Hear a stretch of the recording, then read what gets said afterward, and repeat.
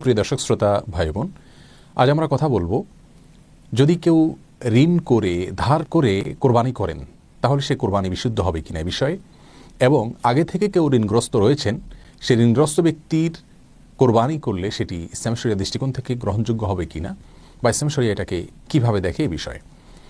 এ দুটি মাসআলার প্রথমটির উত্তর হলো, কেউ চাইলে ধার করে ঋণ করে কোরবানি করতে পারেন যদি তিনি পরবর্তীতে এই ঋণ পরিশোধ করার সদুদ্দেশ্য তার থাকে, ব্যবস্থা তার থাকে, তাহলে তিনি ঋণ করে কোরবানি করতে পারেন। জাগতিক যে কোনো কাজ যেরকম আমরা ঋণ করে লোন করে করতে পারি, রাসূল করিম সাল্লাল্লাহু আলাইহি ওয়াসাল্লামের জীবনেও তিনি লোন করেছেন, ঋণ করেছেন, সাহাবা ইকরাম অনেকে লোন করেছেন। অতএব লোন করে ধার করে ঋণ করে তিনি কোরবানি করতে পারেন যে কোনো ভালো কাজ, এমনকি দান সাদকা হজ উমরা করার জন্য যদি কেউ ঋণ করেন এবং তার ঋণ পরিশোধ করার সদুদ্দেশ্য রয়েছে এবং ব্যবস্থা রয়েছে, তিনি জানেন যে ঋণ তিনি পরবর্তীতে পরিশোধ করতে পারবেন ইনশাআল্লাহ, তাহলে তিনি ঋণ করে ভালো কাজ করতে পারেন। কোরবানিটাও একই রকম।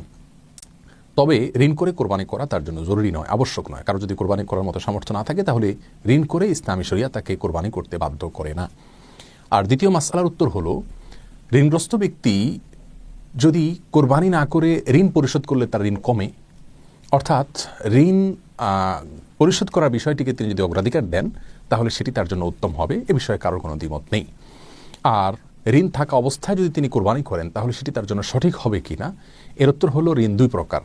কিছু ঋণ আছে যেগুলো দাইনে মুআজ্জাল বলা হয় ইসলামী শরিয়ার পরিভাষাতে, ফিকহের পরিভাষায়, অর্থাৎ যে ঋণটি খুব দ্রুত পরিশোধ করার জন্য প্রেশার রয়েছে বা প্রাপকের দাবি রয়েছে, সেক্ষেত্রে এ ধরনের ঋণকে খুব দ্রুত শোধ করার স্বার্থে কোরবানি না করে ঋণ পরিশোধ করতে হবে। আর যদি দাইনে মুআজ্জাল হয় তাহলে সেক্ষেত্রে সেই ঋণ থাকা অবস্থায় কোরবানি করা যেতে পারে। যেমন একজন ব্যক্তি তার স্ত্রীর কাছে মহারানা আর ঋণ রয়েছে, মহারানার পাওনা রয়েছে, আরও এরকম অনেক সিস্টেমিক্যাল ঋণ থাকতে পারে যে ঋণগুলো তিনি হয়তো ধারাবাহিকভাবে কিস্তিতে শোধ করছেন অথবা নিয়মিত শোধ করে যাচ্ছেন একটি সিস্টেমের মধ্যে, তাহলে সেক্ষেত্রে সেই ঋণ থাকা অবস্থায় তিনি কোরবানি করতে পারেন, কোনো অসুবিধা নেই।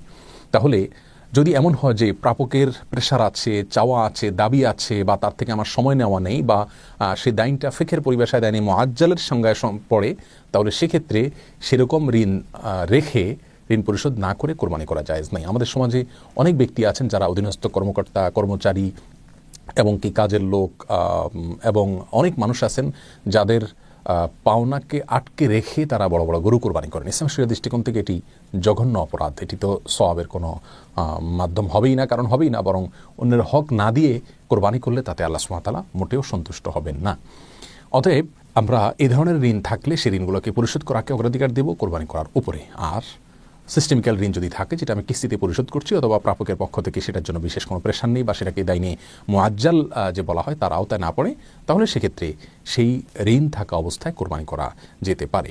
আল্লাহ সুবহানাহু ওয়া তাআলা আমাদের সকলকে সঠিক পদ্ধতিতে কোরবানি করার তৌফিক দান করুন।